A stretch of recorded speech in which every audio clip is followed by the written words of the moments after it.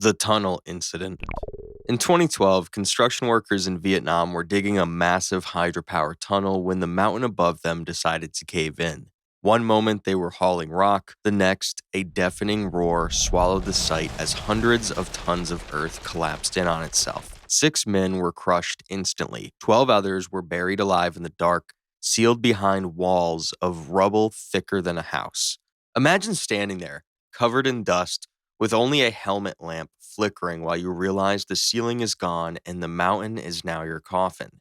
Air ran thin, water seeped in, and every groan of shifting rock was a warning that it could all come crashing down again. People think buried alive is a phrase, while these men lived it, scratching at stone with their hands, breathing the last of the oxygen, knowing that rescue was a race against physics. One rescuer later said, "It was like God sneezed and the mountains swallowed them whole." Not exactly the poetic heroism you see in movies. When the survivors were finally pulled out days later, they could barely stand, their bodies wrecked by dehydration and oxygen loss. Their coworkers were carried out in bags. The submarine incident. Because nothing says safest place on Earth quite like being sealed inside a pressurized metal tube hundreds of feet underwater, one naval exercise in the early 2000s turned into a death sentence for everyone aboard. On paper, it was just another drill. Dive, run checks, fire a test weapon, resurface. The kind of routine that doesn't even make the news. Then, the torpedo misfired. A split-second malfunction set off a chain of explosions that tore through the forward compartments. The shockwaves slammed through steel walls, rupturing bulkheads, cooking anyone in their path alive. Flames raged in a place designed to keep fire out, turning the sub into a furnace before the ocean swallowed the heat. Those not killed instantly met something slower and far crueler. The blast gutted power, plunging the remaining decks into pitch black silence. Air grew toxic with fumes, every breath burning the lungs. With oxygen leaking away and seawater seeping in, men clawed at the bulkheads, their fingernails leaving marks on the steel as they gasped for air that wasn't there. Some convulsed as carbon monoxide overtook them, others simply slumped where they stood, choking in the dark. Above the wreck, rescuers scrambled, but the damage was catastrophic. The submarine was too deep, the hull too mangled, the hours ticking away. By the time divers finally made contact, the ocean had already claimed everyone inside. What had started as a routine display of military power ended as a massive mass grave, sealed tight beneath the waves. A steel coffin filled with burned lungs, broken bodies, and silence. The Halifax incident.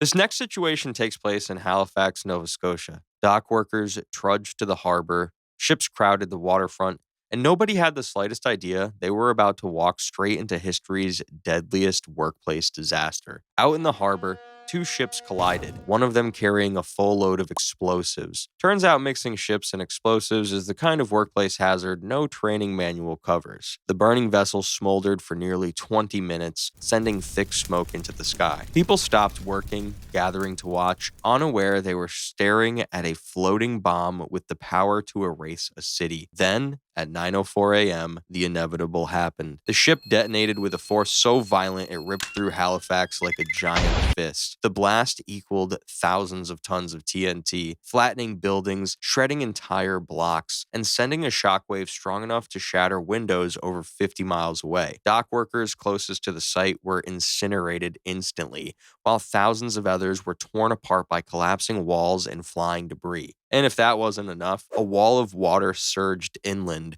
drowning survivors in the freezing harbor. The carnage was staggering, with over 1,600 people killed on the spot, 9,000 more left bloodied and broken, and whole neighborhoods reduced to dust. One moment, docks were full of noise and labor. The next, fire, rubble, and bodies. The oil rig incident. In the late 1980s, on a massive platform out in the North Sea, another night shift began like any other. Workers carried out their routines, steel rang with footsteps, machinery roared, and the rigs pulled oil from beneath the ocean. It started with a leak, silent, invisible, and deadly. A single fault in the system transformed the structure into a giant bomb waiting to go off, and then it did. The first explosion tore through the rig like a cannon blast, ripping open corridors and throwing men like ragdolls. Some never even knew what hit them. Others had seconds to realize the nightmare they were trapped in. Flames filled passageways, stairways buckled, and every possible escape turned into a trap. Those who jumped didn't find safety below. The sea itself was on fire, a slick of burning oil that clung to their skin and dragged them down. From a distance, all anyone could see was a floating torch in the dark sea. Beams twisted, walkways collapsed, and men were swallowed by fire or drowned in the black water below. The rig became a steel furnace, every explosion sealing the fate of those still inside. By the time it was over, nearly 200 workers had been erased in a single night, leaving nothing behind but flames, twisted steel, and an oil-slicked grave. The reactor incident. Back in 1986, deep inside a power station meant to showcase the future of energy, a routine test was underway. The plan was as simple as shut things down, run through procedures, and prove the machine could handle it. Just another technical drill for the record books. But instead of a clean shutdown, the system buckled, pressure built, safety protocols failed, and the core blew wide open. The blast was a death sentence of invisible waves. What looked like smoke rising into the night was actually poison spreading through the air, clinging to skin and sinking deep into lungs. For the workers closest to the blast, the nightmare started immediately. Their skin turned red, blistered, and began peeling away in sheets. Muscles swelled, eyes burned, and every breath felt like inhaling fire. Some staggered away, vomiting, collapsing as their organs literally cooked beneath the surface. Others remained trapped in the wreckage, slowly realizing that nothing around them, walls, tools, even the air, was safe to touch. Radiation consumed them slowly. Hospitals filled with the walking dead. Men who looked fine at first, only to collapse days later as their skin slotched off. Their blood vessels burst and their insides melted into liquid. Each hour stripped them further, until faces became unrecognizable and bones pushed through what used to be flesh. By the end, entire neighborhoods were poisoned, whole families erased, and an entire region was left glowing with the cost of a single mistake. The Byford Dolphin Incident. In the early hours of November 5th, 1983, aboard the Byford Dolphin oil rig, 4 saturation divers were preparing for a routine decompression procedure after a dive. They would be traveling from their diving bell into a decompression chamber where the atmospheric pressure was to very gradually and safely drop from 9 atmospheres back down to 1. Inside the chamber, 2 divers were already in their living quarters, and 2 more were standing directly behind the main door that connected to the diving bell. Just then, when the chamber door opened only partially, the diving bell seal was loosened. Either a mistake, miscommunication, or something else had just opened the pressurized tube directly to the outside air. In an instant, all 9 atmospheres of pressure exploded out through the opening. The diving bell shot out like a cannonball, killing the attendant behind it instantly. But the true nightmare was inside the chamber. All 4 divers were inside when the system explosively decompressed.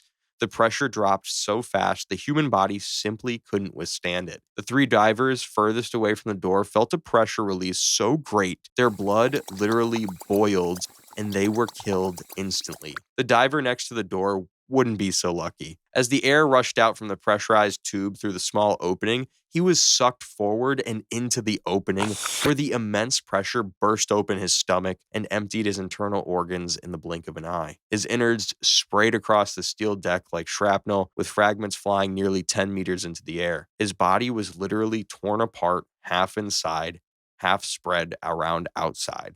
The Tenerife Airport Incident. In 1977, what should have been just another busy day at an airport in Spain turned into a nightmare that no one could have predicted. 2 massive Boeing 747s were taxiing in dense fog, crews focused on their checklists, radio chatter filling the air. It looked like a routine day at the office, but not until the routine went out the window. Visibility was near zero. Pilots followed instructions, controllers tried to coordinate, and everything seemed under control until it wasn't. One plane began its takeoff roll while the other was still on the same runway. There wasn't time for braking, swerving, or miracles. In seconds, the two giants collided with a force unimaginable, metal crumpling, fuel igniting instantly. The crash was catastrophic. The fireball engulfed the aircraft and chaos erupted. People trapped inside faced a heat so intense it melted metal and flesh alike. The scene outside was no less horrifying. Wreckage scattered across the tarmac, screams drowned by the roar of flames and collapsing fuselage. Emergency crews rushed in, but there was little anyone could do. By the end of it, 583 people had lost their lives, making it the deadliest accident in aviation history.